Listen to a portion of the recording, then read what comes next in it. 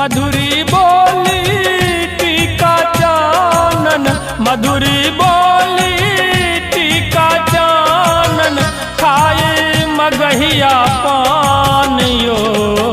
हम सब छी मिथिला के वासी, मैथिल हमर नाम यो। हम सब छी मिथिला के वासी, मैथिल हमर नाम यो।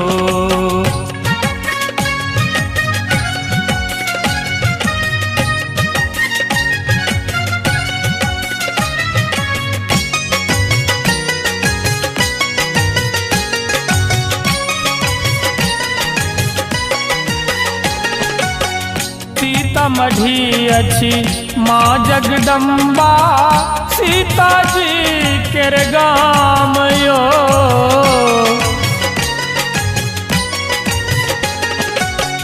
धनुष यज्ञ में धीर वीर के टूटल छैन गुमान यो। बनला त्वरित धनुष राम जी, बनला त्वरित धनुष राम जी, सियापति श्री राम यो। हम सब छी मिथिला के वासी, मैथिल हमर नाम यो। हम सब छी मिथिला के वासी, मैथिल हमर नाम यो।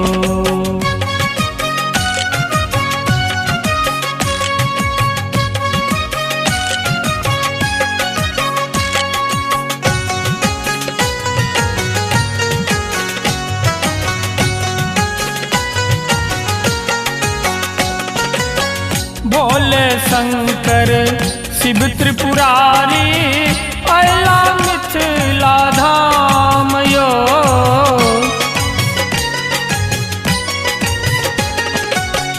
उगना बनी के विद्यापति के, कैलन सगरो काम यो। कुर्ता धोती लाल अंगोछा, कुर्ता धोती हमर पहचान यो। हम सब छी मिथिला के वासी, मैथिल हमर नाम यो। हम सब छी मिथिला के वासी, मैथिल हमर नाम यो।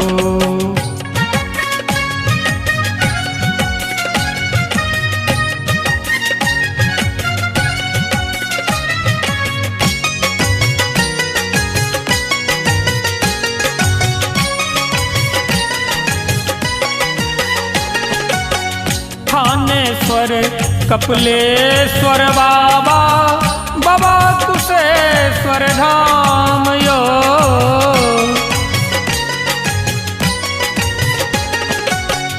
उच्चैठ में दुर्गा माता जी, अहिल्या के स्थान यो।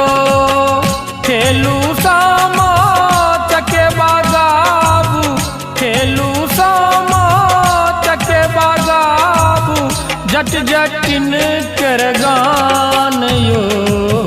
हम सब छी मिथिला के वासी, मैथिल हमर नाम यो। हम सब छी मिथिला के वासी, मैथिल हमर नाम यो।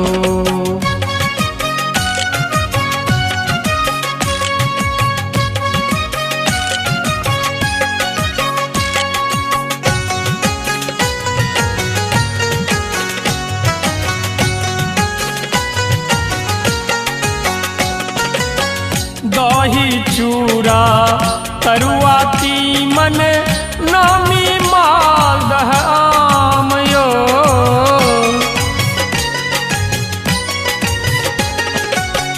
छठी माई के पूजा करू, करू गंगा स्नान यो।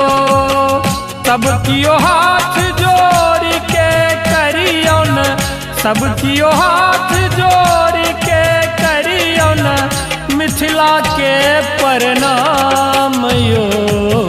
हम सब छी मिथिला के वासी, मैथिल हमर नाम यो।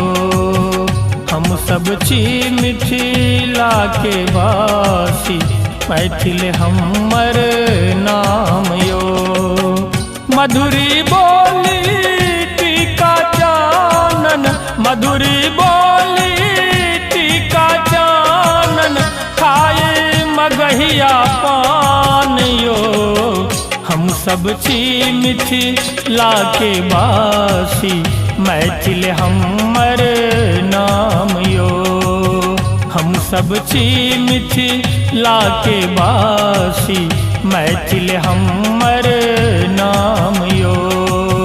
हम सब छी मिथिला के वासी, मैथिल हम